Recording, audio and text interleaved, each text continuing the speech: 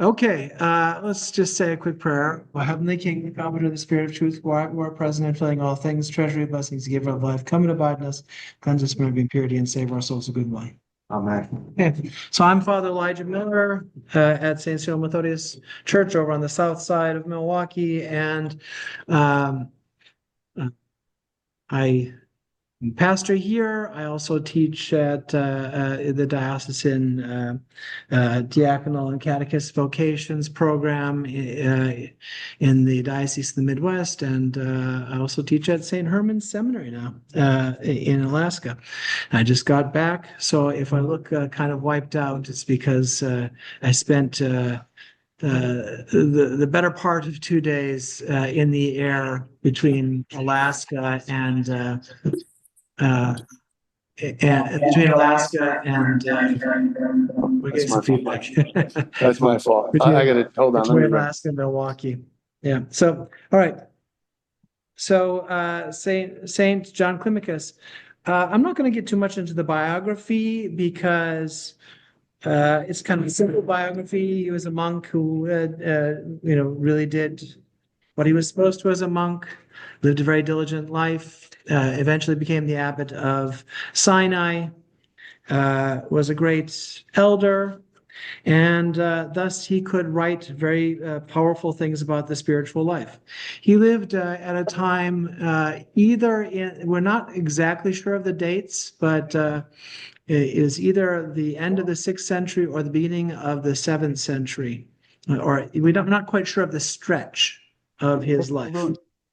So if he lived into the 7th century, then he experienced partly the rise of Islam and the conquest of those areas, including Sinai, by the Muslim armies coming up from Saudi Arabia. That's of some relevance because occasionally he seems to say something about a thing here or there in the spiritual life that might have some resonance with that. So, but what we need to know about the latter comes after a couple centuries of development of what we call the sayings of the Desert Fathers. And the Sayings of the Desert Fathers, one of the oldest collections, is the alphabetic Sayings of the Desert Fathers. I'm not sure if that's the oldest one or not. My history on that is not perfect. But the Sayings of the Desert Fathers started to be collected around, of course, certain fathers. And especially, we know that they seem to be start to be really put down around the time of St. Piman, who's in the 5th century. And that's why when you look at the Sayings of the Desert Fathers, the alphabetic collection, 1/6 of it is St. Piman, because that seems to be the time and place of collection. The Egyptian monastic life was a little bit disrupted because of some invasions. I forget the exact story of that, but some invasions, especially in in Thebes, the area of Thebes, and I think in Scetis as well. There were some displacements. So some of those monks went up to Palestine, and I think St. Piman was among them. It's in the 5th century that you start to get it collected. That is the early 400s. So you start to get these collections of the Sayings of the Desert Fathers. And the Sayings of the Desert Fathers, first of all, they're collected in honor of particular saints. So in honor of, St. Anthony, you collect his sayings. And, even before that, you have particular biographical and, thematic treatises, particularly biographical in the case of St. Anthony the Great. St. Anthony the Great has the great biography written of him by St. Athanasius the Great. So St. Athanasius writes the biography of Anthony, and this spurs the development of what we now call monasticism. Of course, there was asceticism from the time of Christ, and really even further back into Judaism, there's already asceticism, which is evidenced by the Dead Sea Scrolls in particular, cases of what seems to be asceticism in the Dead Sea Scrolls. And if you go further back, you see stuff like Elijah and Elisha, and they don't seem to be married, and they're called man of God, and it's very much kind of like an elder. So we have this development, particularly in the 4th century, where you have the life of St. Anthony, and then you have the collections of the Desert Fathers. Finally, Manjaro makes your pants drop. What was that? I don't know. Something very. I'm gonna do a little. Yeah. I'm gonna ask everyone. I'm gonna mute everybody. I'm gonna just do that because I can. Yeah. So please be mindful of that. All right. All right. Sorry about that. So don't think that was this computer. Okay. So these sayings, eventually, what you start to get also is thematic collections. There's a later version of these sayings, which is thematic. It's called the Systematic Collection of the Sayings of the Desert Fathers, in which you arrange it according to different ascetic virtues or vices. And then we come to St. John Climacus. And maybe some sort of the systematic collection. I'm not sure of the exact date, but it's in the air a little bit before or after St. John Climacus. But what we see is the same sort of trend towards collecting these things so as to understand particular virtues and vices. Okay. What years did St. John Climacus live? He lived in the end of the 6th century, that is late 500s, or the early 600s, or the 7th century. So there's some question, because if it's the early 600s, the 7th century, then it's possible that he had some interaction with Islam, which I think is probably likely. By the way, in Sinai, they have what purports to be a document where Muhammad gives them the right to exist as a monastery. And of course, since Muhammad couldn't write, this has got a handprint or something. So we have this collection. So this is for monks. However, it's not just for monks. It's for monks because it is very specific to their lives, and it sometimes poses some more extreme feats of physical practice, and even some greater degree of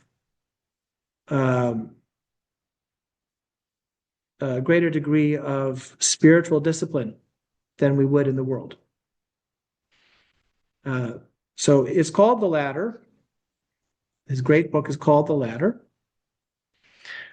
because it's perceived of as having steps to overcome this vice, or to gain this virtue, to do this and that, to get to a higher state. And people could take it very literally that you do this first, that second, no, but it's not exactly like that. Even when you get to the top, it may be something that you're experiencing some little touch of at the bottom. So when you get to the top virtues, you may experience some touch of this at the bottom. Certainly, when a person, for instance, is ordained, this sort of enforced that you must experience some things at the top, even if you're not quite ready. Because you have to empty yourself to celebrate the liturgy, and the ordination makes you worthy, even if really deep down in some sense you're not worthy. But you just have to empty yourself. You have to not be the focus of things. It's not like that's sort of demonstrative city on the hill kind of piety. No, it's you're empty so that Christ shows himself. Okay, so it is for ascetics. So what it starts with is some very ascetic virtues, and these are virtues that are very scandalous to people in the world. Why are they scandalous? Because it's renouncing the world. In other words, leaving your family and never talking to them again. It's well, and sometimes that's not so strange for us as Americans because we can do that. Lots of people do that without virtue, but so you have to be careful about that. But you have detachment and going into exile. And once again, this is very easy for us as Americans because we can go off anywhere and be okay. But no, this is a rather extreme form of this where you are really doing this for the sake of attaching yourself to Christ and not having a worldly home. Putting death to your social life and not living in a worldly home. Okay. So one of the things that people read when they start this is things that really sort of scandalize them right away. And having had a lot of experience of walking people through this, this is one of them. In step 1, which is renunciation of the world, number 21, it says, some people living carelessly in the world have asked me, we have wives and are beset with social cares, and how can we lead the solitary life? Notice he says the person that says this is careless. So they're not really speaking, they're kind of cuckoo when they say this. Because, you can't lead a solitary life while you're in the world. I replied to them, do all the good you can. Do not speak evil of anyone. So he's giving them some commands. He's saying they're careless to ask this because they can't be monks. But here's what you do. Do all the good you can. Do not speak evil of anyone. Okay, those are kind of hard. Do not steal from anyone. And if you think of all the metaphorical ways of stealing, which is the many, if you actually listen to the fathers, because it's not just, taking someone else's property, it's actually retaining what belongs to God. It's actually what it means in the Bible when it says, do not steal. Do not lie to anyone. Do not be arrogant towards anyone. Do not hate anyone. Do not be absent from the divine services. Be compassionate to the needy. Do not offend anyone. Do not wreck another man's domestic happiness. And be content with what your own wives can give you. If you behave in this way, you'll not be far from the kingdom of heaven. So that's actually kind of a steep thing. It seems simple, but it's simple and steep. So, but people say, okay, so he's giving us a little bit of a rebuke, us worldly people. Okay, so then further, in the step on detachment, one of the next insults to the worldly people, which is us, is when he says, it is worth investigating why those who live in the world and spend their life in vigils, fasts, labors, and hardships, when they withdraw from the world and begin the monastic life, as if at some trial or on the practicing ground, no longer continue the discipline of their former spurious and sham asceticism. I have seen how in the world they planted many different plants of the virtues. Okay, so he's saying, you can fast, you can do vigils, whatever, while you're in the world. And you do labors and hardships when you're in the world. But when you go to the monastery, it's all going to dry up and you're not going to have a good time with it. He says, why? Because they were watered by vainglory as by an underground sewage pipe and hoed by ostentation, and for manure were heaped with praise. He's just saying that's what we're doing in the world. When we do great things, we're expecting praise. But when transplanted to a desert soil inaccessible to people of the world and not so manured with the foul-smelling water of vanity, they withered at once. For water-loving plants are not such as to produce fruit in hard and arid training fields. Okay, now you say, okay, I give up. You just insulted me pretty badly, and I will not read this. Which I've had many times. People have said that they've gone to those two things and they said, "No, I'm not going to read it anymore because it just says it doesn't matter what I learned from this. I'm just going to be full of vanity." And basically, he's saying, if you're full of vanity, you're full of shit. Okay, so and you're just you're used to heavy duty manure. Okay, so well. I, I suffer from this accusation as well. And we all suffer from it. And we all have to realize it's absolutely and undoubtedly true. Every time we do anything good in the world, we are expecting praise. In the monastic life, also they're expecting praise, but they get a lot of smackdowns when they get praise, or when they're tempted to get praise.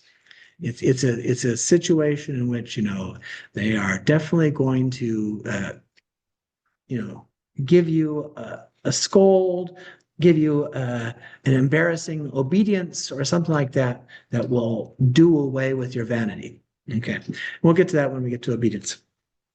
Okay, so we have these things which are really about renouncing and going away. The third one is exile or pilgrimage. But now let's analogize what that is for us as Christians. Well, what do we do at the beginning of Christian life? We renounce Satan. So we are supposed to renounce. The monks have just done it with absolute violence towards the impulse not to really do it.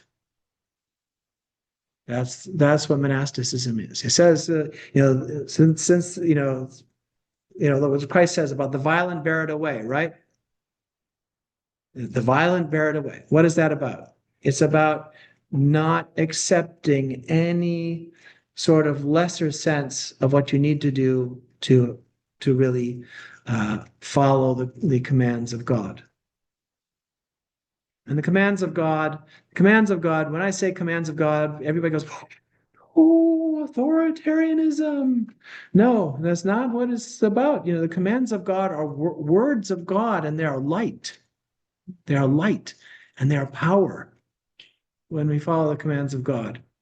So if it says, put away this vanity or put away that vice or whatever and put on this virtue, it's if God says that, it is something that affects something in us. It's not something where we give up all this wonderful stuff in the world, which is so great, and we just live a dry and unpleasant life. No, it's about really acquiring light. Okay. So we're doing something. What he's showing us something that is like being baptized, but even more so. And that's actually when a monk is tonsured, a monk or a nun is tonsured. That's why it's sort of a baptismal ritual. They're once again dying to be in Christ. They're putting on actually this mark of death. They put on the black robes, they put on the schema, they sort of vest themselves in death so that they put to death the world and they're living for Christ. And that is very much a reflection of baptism. So this is what he's telling us about. He talks a little bit about the dreams of beginners. Before I go to that. So the pilgrimage, the exile. So we remember baptism. Also, we remember that what begins God's covenant with, the renewal of God's covenant with humanity that, really is there at the beginning when God creates the world. It's Abraham. And what does Abraham do? He exiles. So that's what this is about. It's the model for Christian life. So is to exile yourself from the world. And if you actually convert in such a way that you really feel like you have to renounce something, and you're not just sort of saying, well, this is what my family did, and I'm pretty secure in it. I'm Orthodox, my family was Orthodox, you're not really, you don't feel like you're renouncing anything, but that's what happened when you were baptized. You were told to renounce things. And actually, you were somebody's child before, according to the flesh, but once you're baptized, you're the child of God. And so it is all this extreme stuff that the latter says about renouncing, detaching, and exiling yourself from the world. Christianity does have that in it. Okay, so then it goes forward and he talks about a couple more of these very extreme things. Obedience. So he talks about all kinds of feats of obedience, which, when you read through them, if you like sort of the sense of rigor, you'll say, wow, that's great. He really made that person learn something through obedience. But some of them are very unpleasant. Like he takes a nice guy and he says to the nice guy, don't eat. Just do the reading. Don't eat. Just do the reading. What? He says, I want him to really, really have the virtue of obedience. He tells a guy that comes to the monastery, you're now a monk.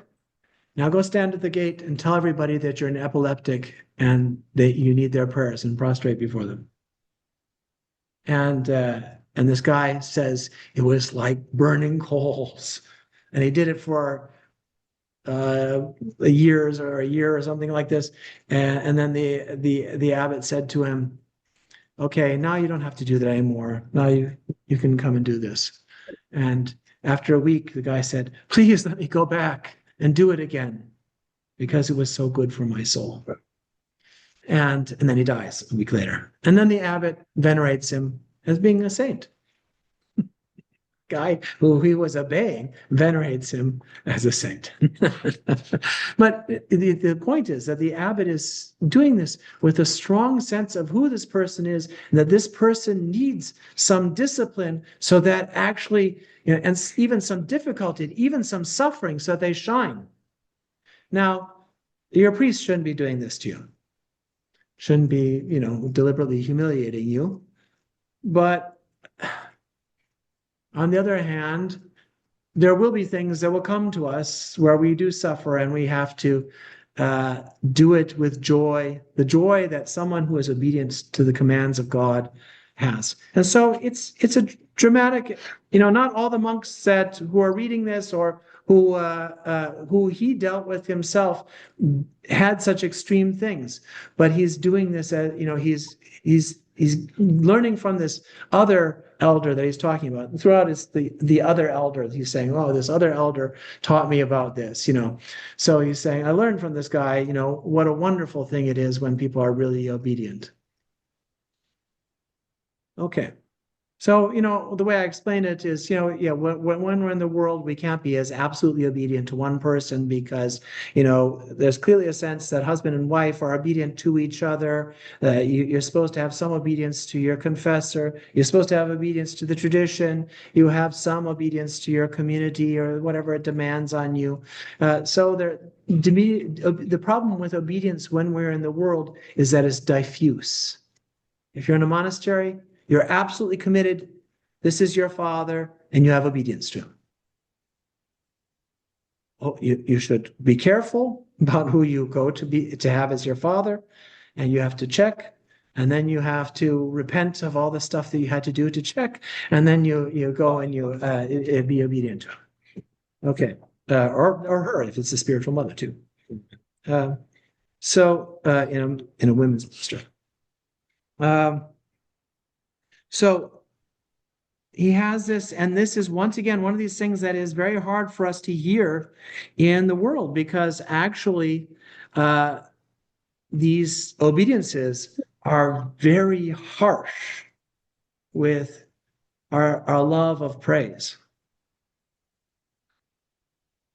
And I mean, if you really love someone, let's say not just your husband or wife, because there's so much selfishness that goes on between a husband and wife. Just, it's just the way it works, right? There's just so much selfishness.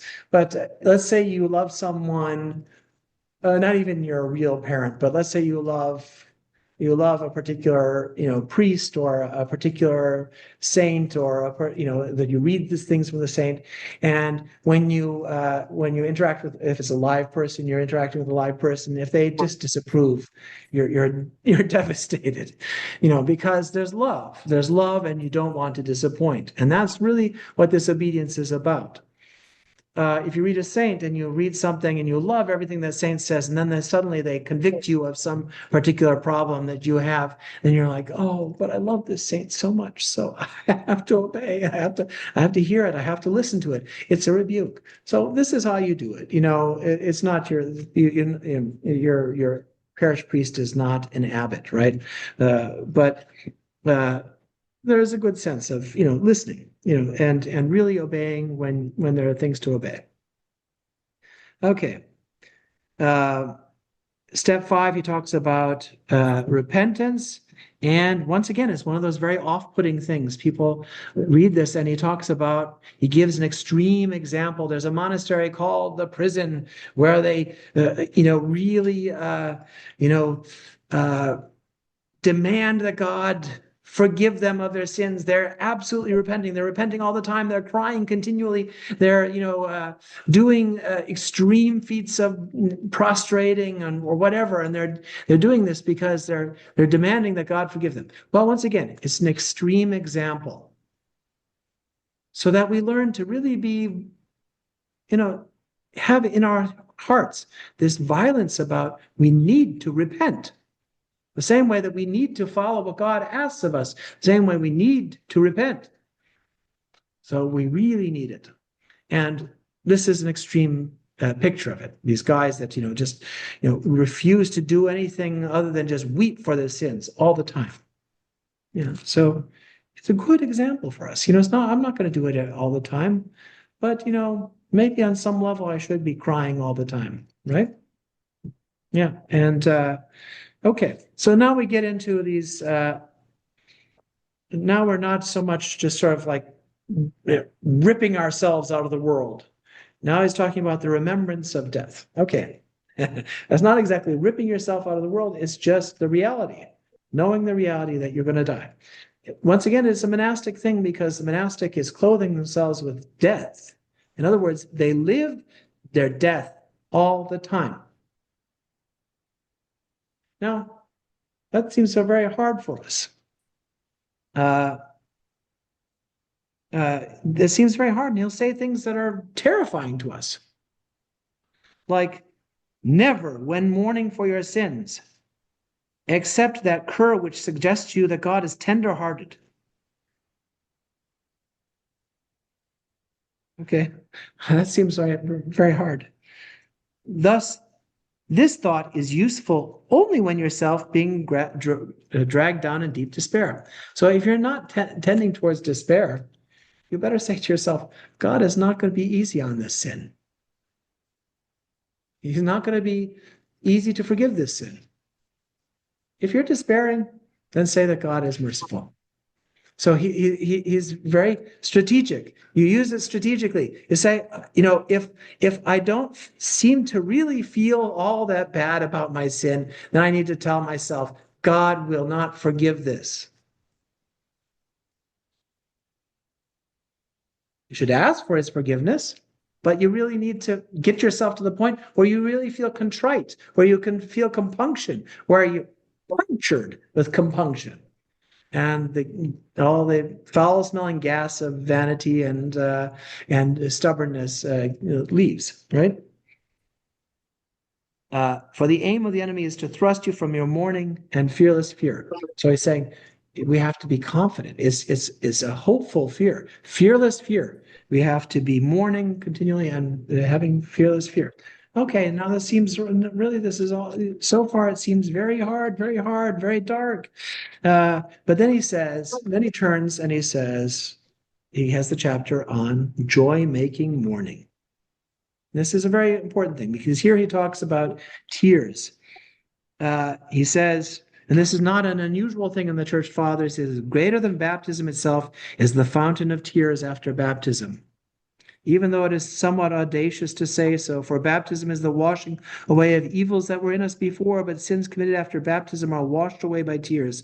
As baptism is received in infancy for a lot of people, we have all defiled it, but we cleanse it anew with tears. And if God in his love for mankind had not given us tears, those being saved would be few indeed and hard to find. And I've encountered people that said, I can't cry. Very deep thing. You have to cry. You have to have tears. Because it also is the opening for joy. Because once you mourn over your sins, you are able to have joy. And tears are a very tricky thing. There are all kinds of tears. You can do crocodile tears, you can do manipulative tears, but you have to while you are doing those tears, you have to you put yourself in a situation where it kind of reveals itself whether you're doing one or the other, whether you're doing crocodile tears, whether you're doing manipulative tears, whether you're doing tears because your vanity is hurt. It kind of all gets revealed. It's you get some sort of washing. Like maybe even a little bit of a washing away of some of the bad stuff, even if you're expressing the thing badly, like expressing some vanity. So we have to have tears, and we have to have constant mourning. And he says here in 37, step 7, number 37, he who wends his way in constant mourning according to God does not cease to feast daily, but eternal weeping awaits him who does not cease to feast bodily. So tears are our bread, as is said in the psalm.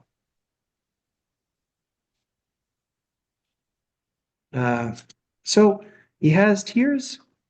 And this thing about tears and mourning is very important. You see it throughout the tradition, that the tradition finds joy in God when we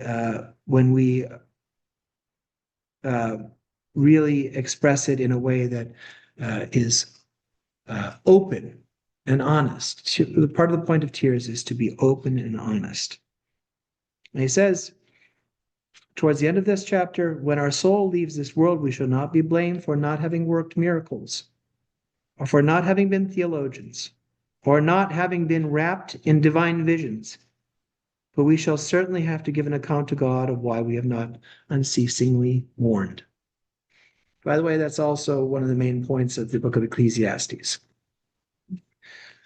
And part of the reason why Ecclesiastes, in the traditional catechesis of the church, is between Proverbs, which is sort of an initial sort of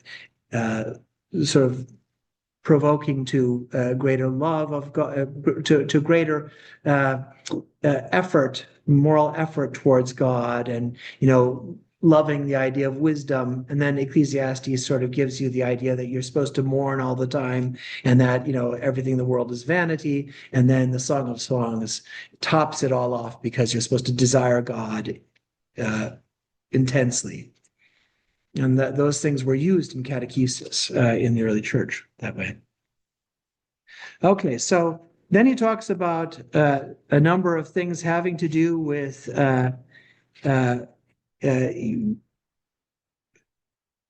issues of sort of impediments to really being clean in our minds. And the impediments to cleanliness in our mind really have to do with a lot of social things. So one of those things is anger. So the next step is anger and meekness. What is meekness? Meekness is the opposite of anger. Meekness is the confrontation of meekness doesn't mean you're a doormat. It means you fight your anger and you put it aside. In a certain sense, voluntarily, you could decide to suffer a lot of things quietly, or you're fighting your anger and you're not allowing it to rule you. So that's what meekness is. Remembrance of wrongs, and slander and calumny are the next chapters, and these go together. So when you remember wrongs, you're resentful. So that's about resentment. When you slander people, you're stuck in this social vanity. Say if you're angry and you can't be meek, you can't put it down, then you will remember wrongs. You remember wrongs, then you're going to say bad things about people. You're going to go around spreading gossip, and gossip is actually very easy. It's not at all hard to fall into it. We think that it consists of somebody really just easily saying something bad about someone else. It's much more subtle than that. And then he talks about talkativeness and silence. So he's confronted anger with meekness, and he confronts talkativeness with silence. So silence is something that we have to gain in our lives, and it is sort of a thing that we need to begin praying. You can't pray if you've got noise. Inside. You can pray if you've got noise outside, but you can't pray if you've got noise inside. So you have to just stop the talking which happens outside, and the talking which happens inside. The talking which happens inside is a little bit more than just talkativeness, but you have to be quiet. Then he talks about lying, and which he says is related to vanity, which he hasn't really covered yet. But lying is just this temptation to say something that isn't true because you're talking, because of some vanity, all kinds of reasons, right? So he's not actually disentangled everything. He's told us about some vice, and we just have to deal with that symptom, and then down the road he gets to the cause of it.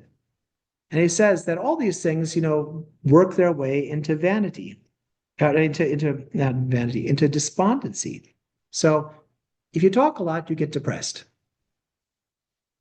If you are angry a lot, you get depressed. If you can't put down your anger, if you engage in resentment and remembrance of evils, and you slander people, then you cannot get rid of despondency. You will be depressed. And he says one of the ways to deal with this is to sing.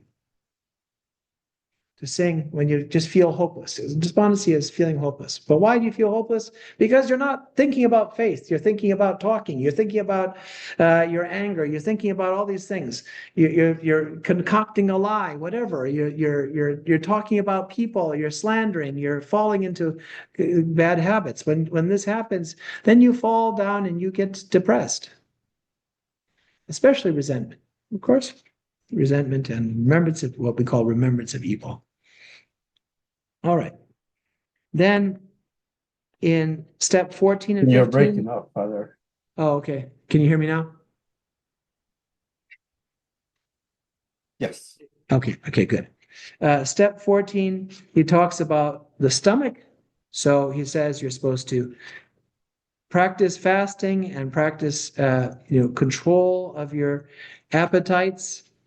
And then he talks, which is, we talk about that a lot because we fast, right? And he says even sometimes, it's a very funny thing, sometimes you use your vanity to get rid of gluttony. So you say, okay, vanity, come here, help me to fight gluttony. I want to be vain about this. I know I want to be vain. So help me fight gluttony. I won't be a glutton because I know I'm vain. So you bring it on. You're fasting for vanity's sake. Yeah, you're fasting for vanity's sake, but you're fasting for vanity's sake. But then you say to yourself, oh, I just used vanity. And then you say, now I know I'm vain. Let me stop being vain about this. All right. So it's a very funny thing. He actually says you can do that. But he says he says in this chapter, by stinting the stomach, the heart is humbled, but by pleasing the stomach, the mind becomes proud. So in other words, you have to humble your heart with fasting. Humble your heart with cutting down on food. And he says it coerces nature. So you'd have to eat, right? It's a human need.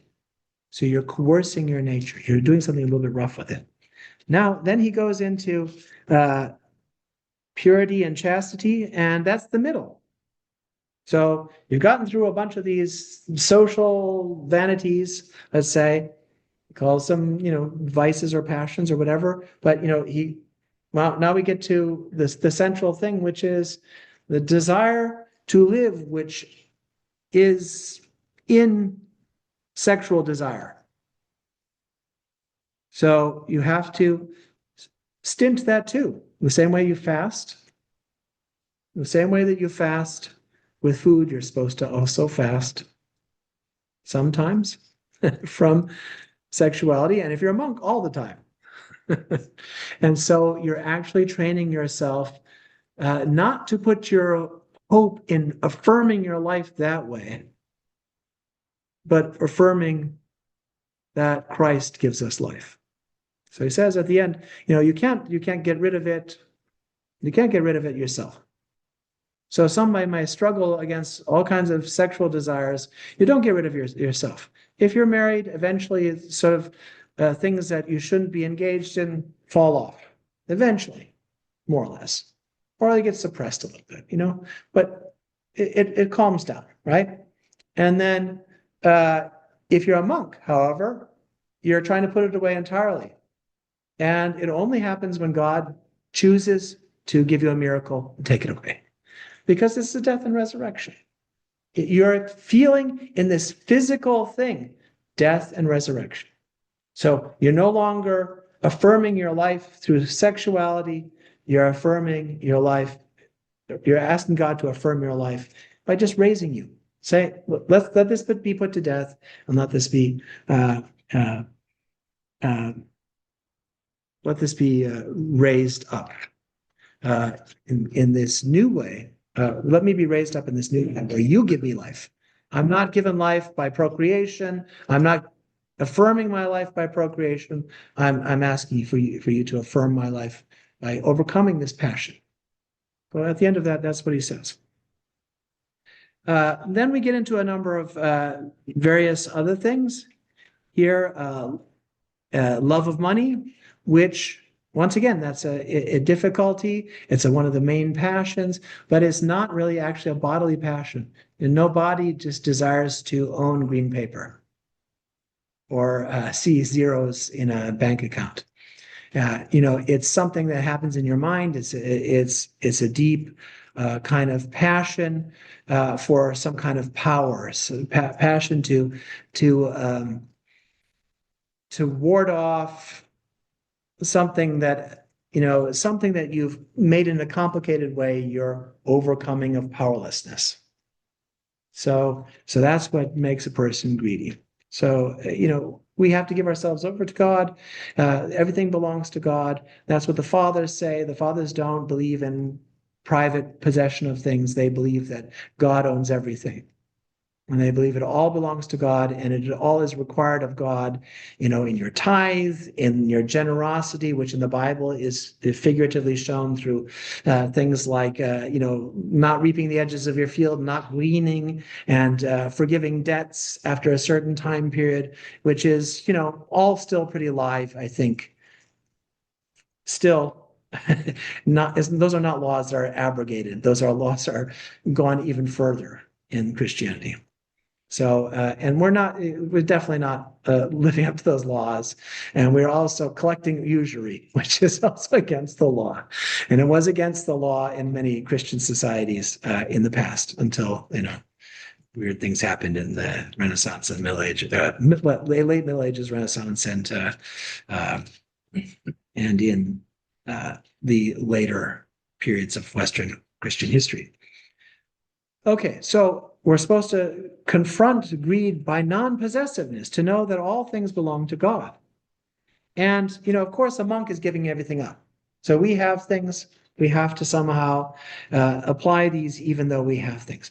Now, step 18 is a very interesting one because there he's confronting what we would normally sort of mistake as we would think that dispassion means this, but no, it's not dispassion. It's insensitivity or insensibility. What that is in Greek, it's anesthesias. So that means that you are desensitized. So you're desensitized. In other words, you've read all the stuff up to this point. You know about obedience, and you know about meekness. You know about doing this and that. You know about confronting all your passions, but you learn it and you don't care. You just go and do the same thing. Or you've watched lots of people being killed on TV, and you're just sort of desensitized, right? Or you've watched lots of things, or you see it on the news, and you just get desensitized. So this is a very big problem, and he says even.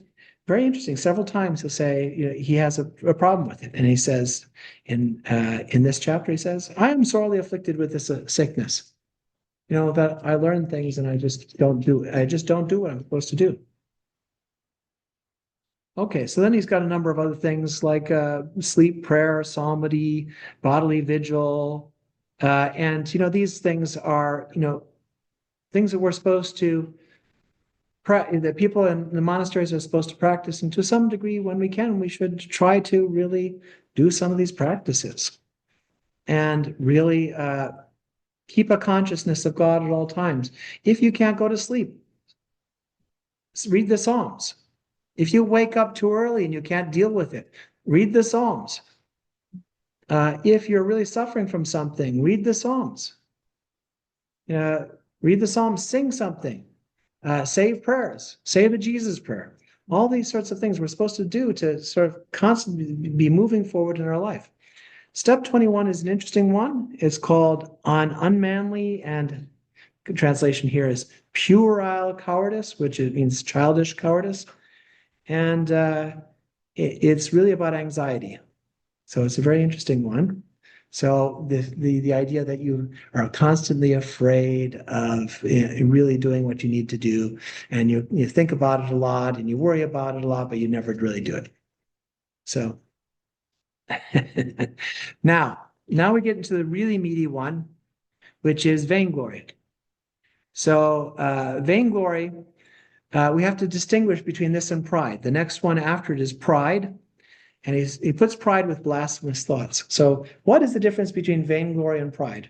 Now, these things are already categorized as part of the 8 tempting thoughts, passions that are labeled originally by a guy named Evagrius, who is an important guy in our spiritual tradition, even if he's not canonized as a saint.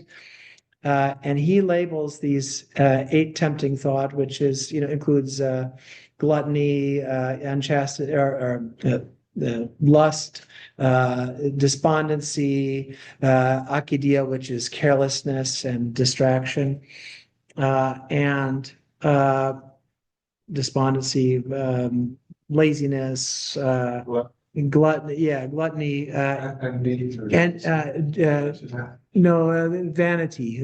Vanity. I think there's not an envy or avarice. Avarice is one of them. Yeah. So sloth, laziness. Yeah.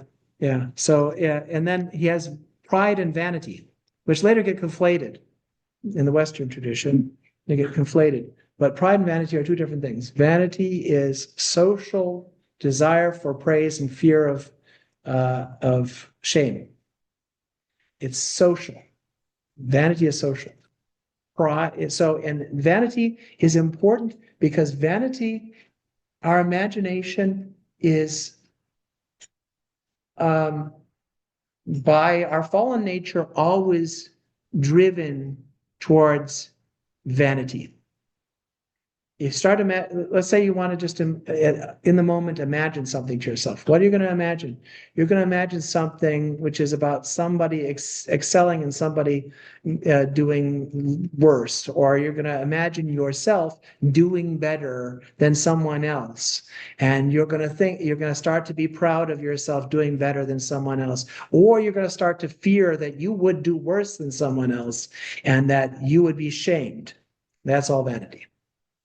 So vanity is a constant movie in our heads. It's a social thing. So that's what he talks about, really.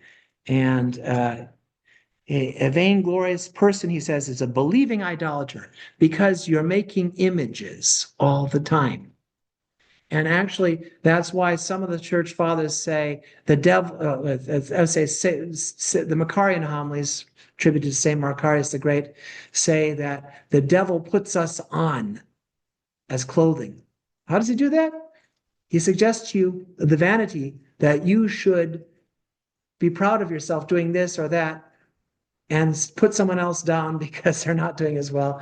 And so the devil, when he suggests thoughts to us, the demons, when they suggest thoughts to us, suggest in the shape of us, or somehow working with the shape of us, working with our imagination so that we are sort of imagining ourselves. So, the devil, people think of the devil as this guy with red horns and hooves and stuff like that. No, the devil is when you imagine yourself sinfully. That's the demons. The demons aren't scary monsters. They're what you imagine yourself to be when you're being sinful. So the way you imagine yourself, because every thought that comes to us is not necessarily our own thoughts. They're suggested to us. We live in, just the same way we live in an environment where there are external people to us in the physical world. That's the same thing in the spiritual world. So whatever we're receiving in the spiritual world is from the environment around us, which includes demons and angels and saints and everything. So they're trying to, there's an attempt to impress us one way or another. And part of the way that the demons work is they suggest to us, imagine yourself doing this. It's not really that they're, getting inside of us and clothing themselves with us. It's that they're causing us to imagine ourselves with this sinful idol. Okay, pride. What is pride? Pride, in the traditional sense, is you don't care what anybody thinks, and you are in charge of everything. And thank God I'm not like other men, as we read on Sunday. The Pharisee says, "Thank God I'm not like other men." Well, are you really thanking God, or you're just happy about yourself? You're just happy about yourself. You really don't, it's not really believing in God or trusting in God. And this is when actually sometimes we start to have these blasphemous thoughts. They just rise up in us. For some reason, that is just the case. Step 24 is on meekness, simplicity, and guilelessness. So it's about just simplifying yourself. Be honest, be true, have clear emotions. Don't get all complex about things. Just be simple. And then you can have humility. So the next step, after you've gotten over vanity, or you're fighting vanity, you can get to humility. And what is humility? Humility is, he says one place, that humility is a throne. That we are enthroned with humility. In other words, you don't care about your own vain thoughts. You don't care. You don't want to be prideful. You just accept God and what God gives to you, and you don't think about your own achievements. You just want to enter the door of the kingdom of heaven. You're not concerned of doing anything to build yourself up. All right, so that's what humility is. Of course, he praises it with very, very high praise, and there's nothing you can really there's nothing that you can really do that for yourself, really, that makes you humble. It's just putting aside other things and letting God act. That's really what humility is. It goes with stillness. So then after you've gotten to this place, you can actually discern things. You can actually disentangle passions, and you can figure out which are your virtues, because you're not putting yourself in the way. You're not letting your emotions and your reasonings and your will stand in the way. That's what humility is. Until you can put aside your emotions and empty yourself. Really, you have to empty yourself of your emotions. Your emotions are we think of our emotions, right? We think we have to have emotions. No, you have to clean yourself so that God provides to you the renewed human being with renewed sense of love, renewed sense of generosity, all these things are good parts of our emotional life. They need to be given to us after we've quieted them all. If we don't quiet them, then we're just a mess. And we need to have dispassion, and dispassion need to have discernment so that we can get to the point where we're actually no longer living in our passionate life. Too much of what people think of as emotions or live out of as emotions is passions. Can you get it? Okay, so it's a thing when people convert to Orthodoxy, right? That they might love how right Orthodoxy is, right? Okay. So, but there's a certain passion in that. Or they may love the beauty of the church, right? But there's a certain passion in that. So if you're just doing it out of this sort of the inclination to emotional attachment, then you are stuck in passions. What you have to do is you have to get to the point where, yes, you do believe that the church is beautiful, that the theology is beautiful, but you're no longer dictated to by feelings about beauty. You're dispassionate, and God is helping you to see something that is divinely and heavenly beauty, and something that is not sort of dictated to by the way we're moving our feelings. We can be very attached to, for instance, to community. We love community, right? Okay, it's good to be in a community. It's good to care for the community, but we have to not have passions about it, because community has all kinds of problems in it and whatnot. And if you're just loving community, then you're really very subject to a lot of passions around vanity, right?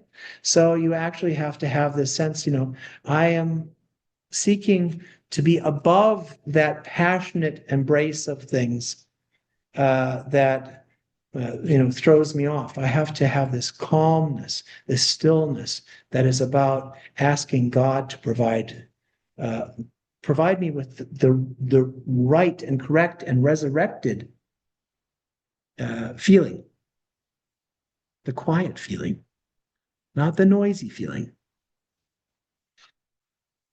So this is what we're doing to discern things. We're quieting things down so that we can discern things.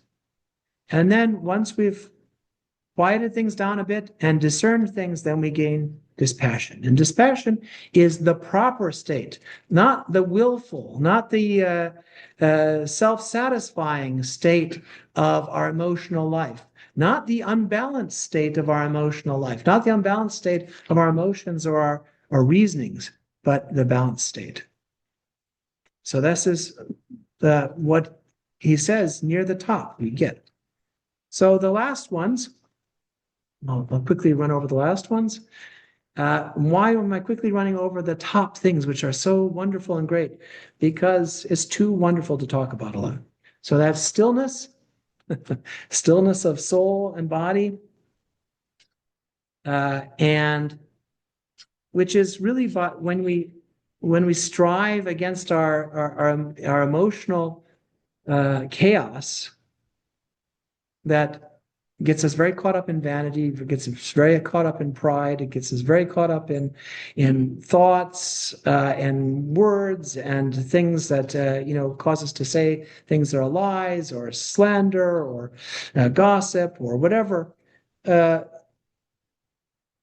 or causes us just to be insensitive, or causes us to feel the up and down, which causes us eventually to be despondent. When we're up above that, then we get real prayer, because real prayer only comes when you are no longer trying to force yourself through these passionate attachments to things. You're just saying, I empty myself and God be present.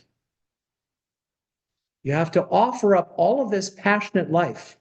You have to offer up, one of the things that many of the fathers talk about is making a sacrifice. The whole animal of your life, let's say, you have to take and sacrifice it at the altar.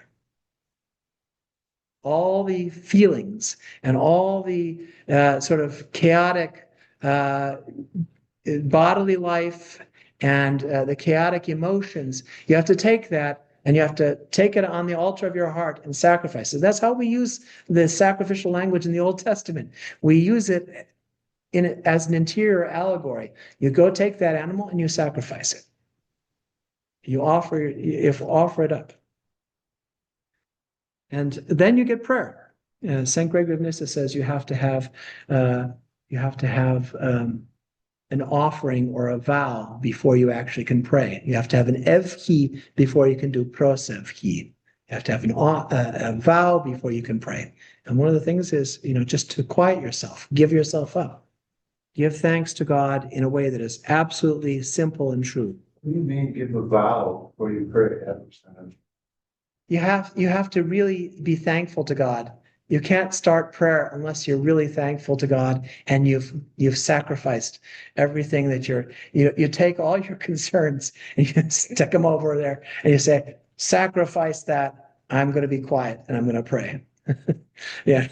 Sacrifice everything. Quiet, pray. Yeah. Everything I'm thinking about, everything I'm worried about, sacrifice it. I'm going to pray. So until you do that, you can't pray. You're just like a big, like a lot of feedback and all kinds of noises, random noises coming through the atmosphere.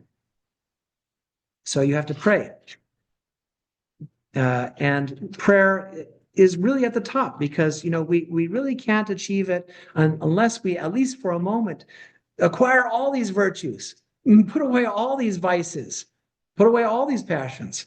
So it's a problem, like let's say, as a priest, you have to go and you have to be empty at the altar. You cannot have all that stuff. The altar boys can't distract you and make you angry. If you're irritated about something that's going on, you can't be thinking about that. You have to be empty. And then you're done with the liturgy and you go out and then you have to confront the crowd. Same thing with your prayer. You pray, and then the moment you go away, somebody says, "Hey, you have to do this," or somebody calls you on the phone, or whatever. But you have to sacrifice everything. So, in a certain sense, this is not just a whole life perfected, but it also represents the moment of doing what we're supposed to do. All these things are in it. The second to last is dispassion, and the final is faith, hope, and love. Faith, hope, and love, which are unspeakable, he says. You cannot speak about them. They're blessed. Love itself is blessed madness, he says. Blessed what? Blessed madness. Yeah. And he says it's not just blessed madness, it is divine intoxication. So I was talking to my pastoral theology class this morning, and I said, yes, when you come out of the liturgy, you're disoriented. If you really do focus, you come out and you're disoriented, and you're like you're like a drunk man. You have to be very careful not to speak too quickly. You have to be very careful not to act too quickly. You are like a drunk man. You come out and you have to watch your step, and you have to go very carefully because, if you start to speak too quickly, something strange will come out of you because you just forgot about yourself. Hopefully you've forgotten about yourself. Hopefully, as a priest, when you're doing the liturgy, or as a person who's praying, you've forgotten about yourself. So you come away from that. What's the first thing that happens? You're tempted to get angry or do something chaotic and stupid. So you have to be careful, because it's kind of when you really, for a moment, experience the love of God, you're disoriented. You're coming away from it. Because you come into the world and you're not supposed to be in the world. You're out of the world when you really love God. Totally out of this world. If you really love God. And you cannot think about anything else. Yeah, so teaching my pastoral theology class, I had them read the ladder backwards because because you start at the top and you're like experiencing the liturgy and it's so glorious, not the externals are not glorious. The internals are glorious when you empty yourself. And then you go back into all the stuff that you see on the ladder, and you see the virtues and the vices, and you dealing with it in yourself, and you're dealing with other people, and eventually, you go through all of that stuff. So this is a tremendous book, and St. John Climacus, what he does for us is plots the path of a life. The 30 steps are plotting the path of a life. They're plotting the path of a life, and they're plotting the path of the moment when we truly pray and love God. If we, in that moment, truly pray and love God, all these things have been done.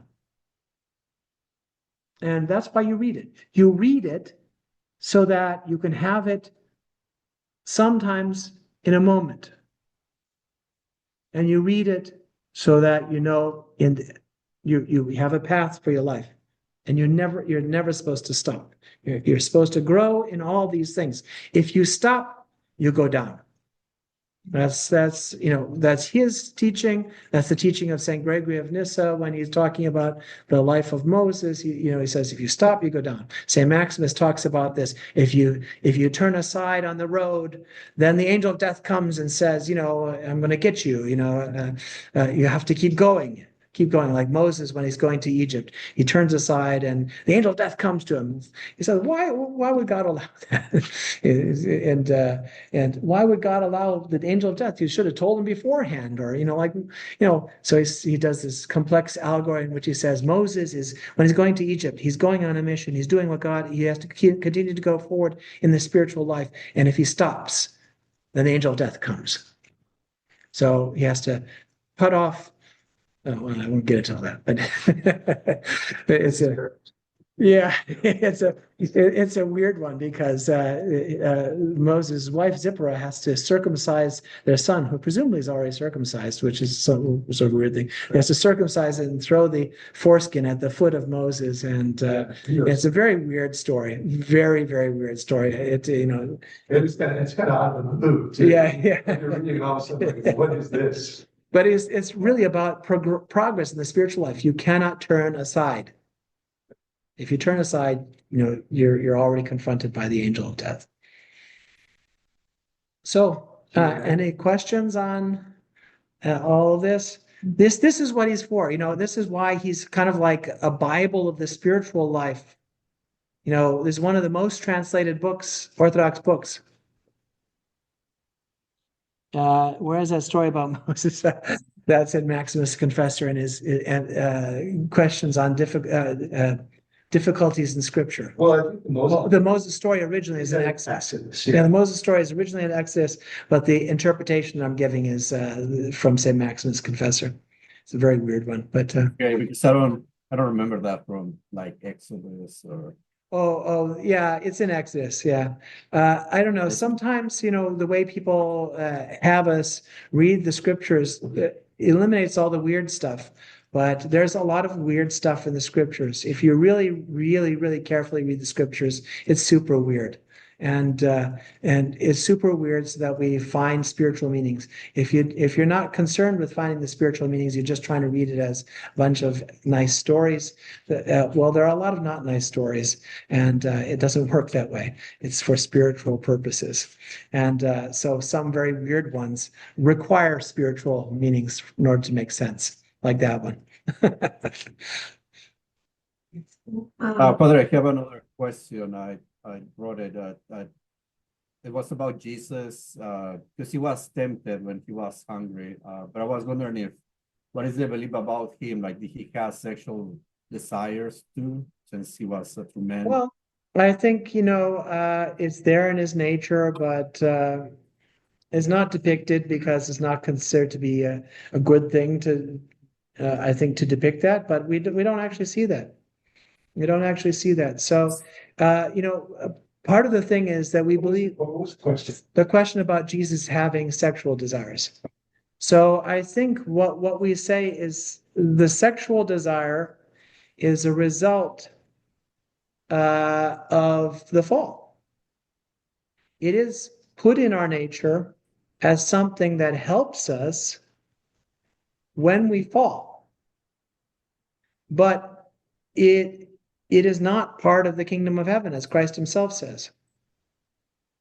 They'll be like angels, not given in My marriage. thought about it was My thought about it was that, I mean, he's the creator, so we're his children. So that would be kind of like me thinking about my daughter. So I don't, that was my guess. Like he wouldn't have that because Yeah. it'll be like a father having attraction for their children. So Yeah. it Yeah. would So yeah, there is that. We can't hear the question. Yeah, that it would be like some sort of taboo thing that he would see it as some kind of taboo to have some desire like that.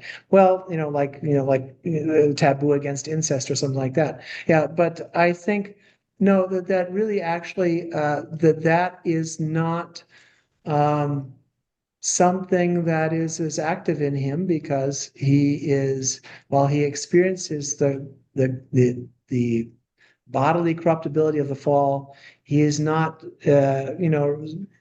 his temptations are not such. If we follow St. Maximus, his temptations are not the same as, they're not quite the same as our temptations. It's more like the temptations of Adam, right?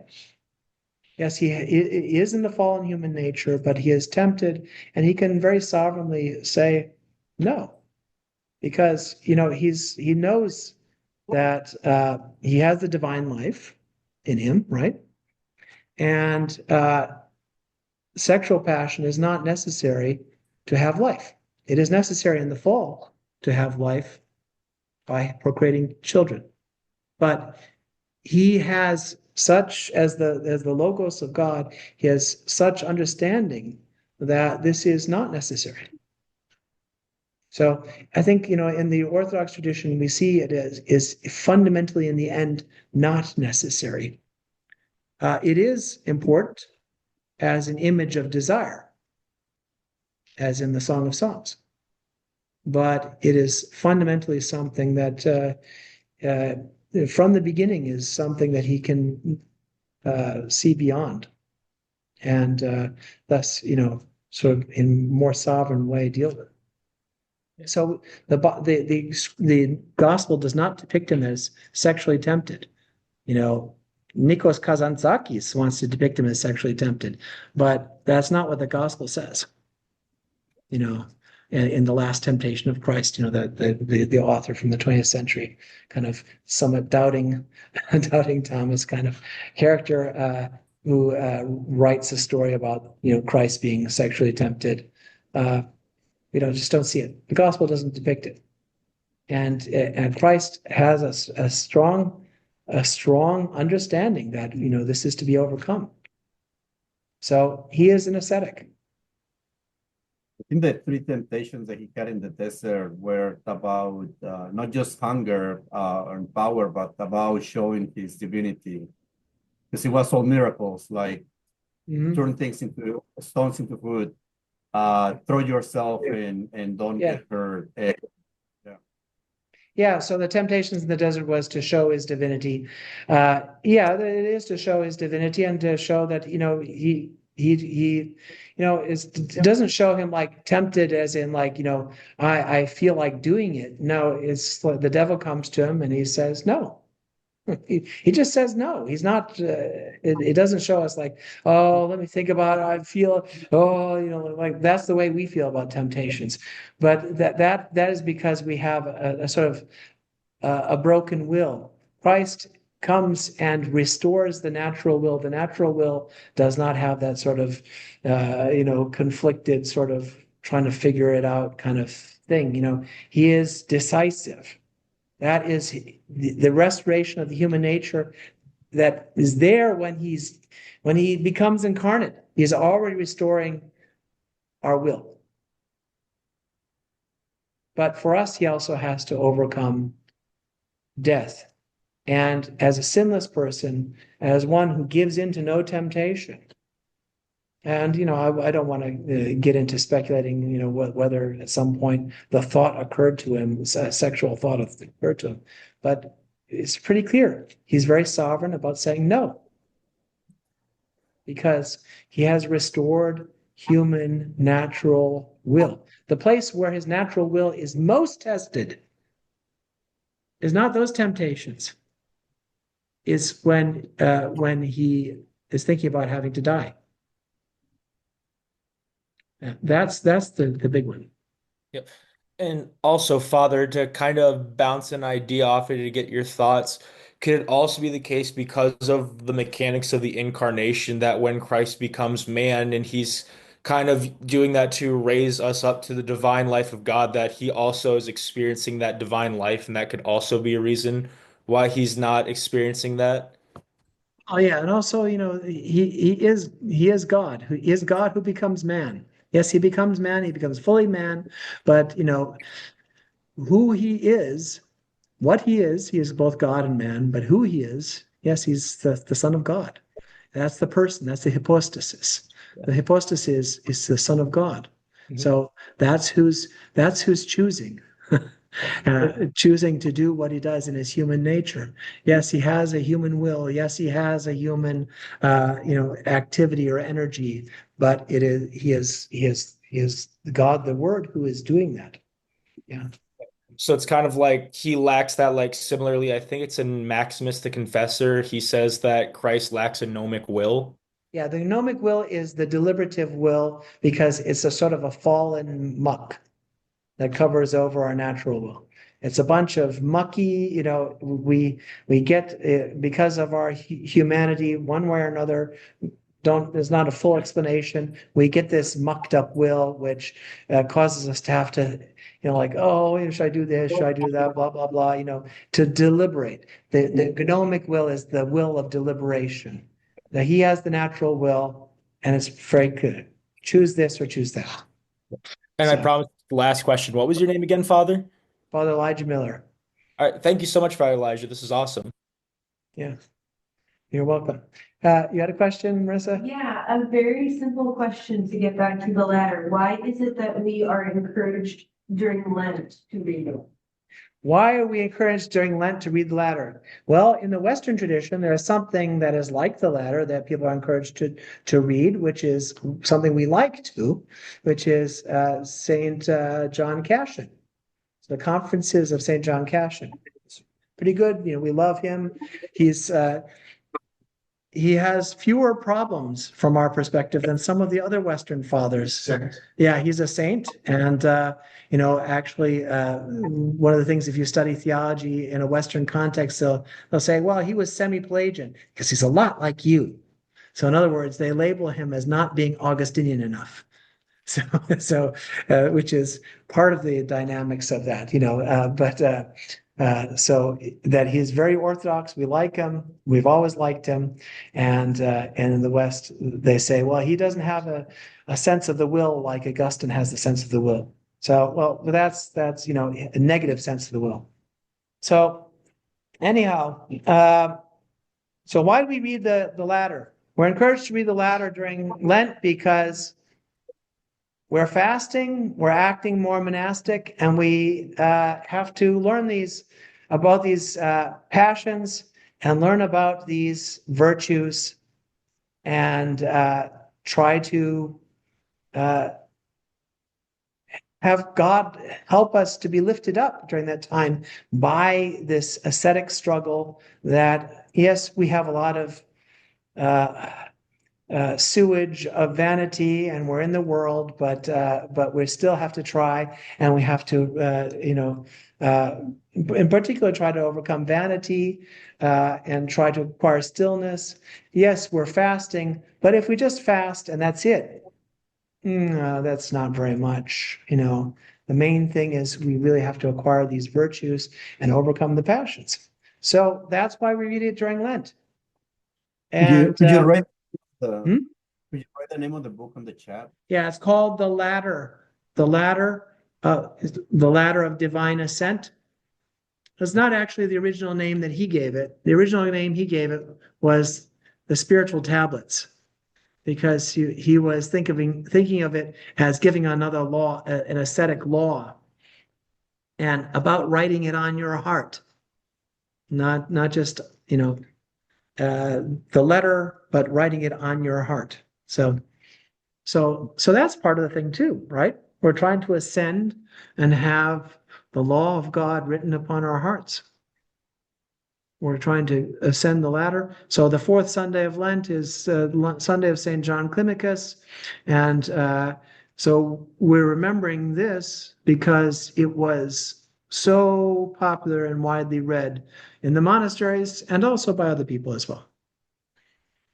You can't really understand Orthodox spirituality if you don't read it. I'll just tell you that. You can't understand Orthodox spirituality if you do not read it. Just simple. You will misinterpret things. Like if you read some modern elder and you don't read this, you'll misinterpret things. You'll provide some other content that is not really there. This is the background for that. Yeah. So everybody really has to read this if you can. If you can't, you can't. But if you can, read it. Do you think what you said about Jesus with respect to the temptations, is that what the nature of Adam was supposed to be? Or was Yeah. that before the fall? Yeah. There's Adam and Eve don't procreate until after the fall. Yeah. So that's how the fathers take it. All the Orthodox Eastern fathers take it that way. It's a condescension, it's a providence that God puts into human nature. And yes, but it doesn't mean it's not blessed. It doesn't mean that you're not doing something important in your marriage with your spouse. But in the end, even marriages are ascetic, because if you love your spouse so much, so much, and you're faithful to the idea of one marriage, if you can, or even if you're remarried, that you love that person so much that you won't get married again after that, then you become an ascetic. What is a priest supposed to do if his wife dies? He's a monk, whether he wants to go to a monastery or not. He's essentially a monk.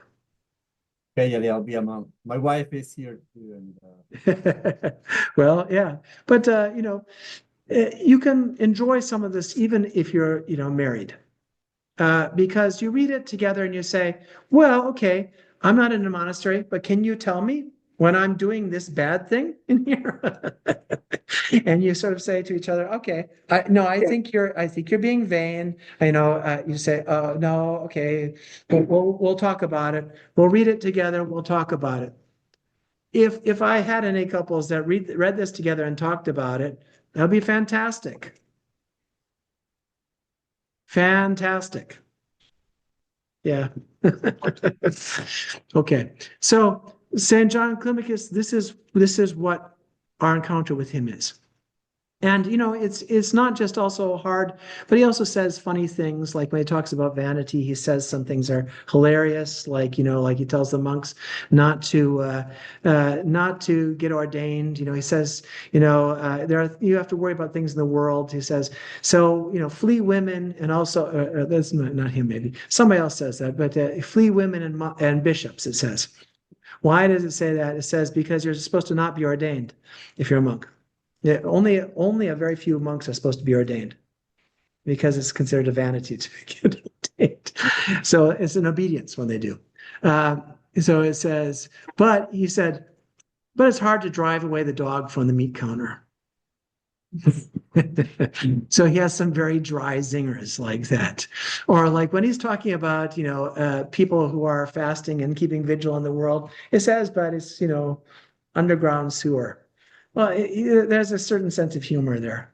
There's a dry sense of humor. It's not like heavy duty laughing because the monks are kind of against like guffawing, but a little sense of humor. Okay, so this is what we should know about St. John Climacus, because it's primarily St. John Climacus is the guy who wrote the ladder, and the ladder is St. John Climacus. So if you want to encounter this saint with trepidation, read it. Okay. I think that's it for tonight. Lord bless and keep you, Lord. Show light of his face upon you, be gracious to you. Lord, lift up his face upon you, give you peace. Blessing, Lord, be upon you. Okay.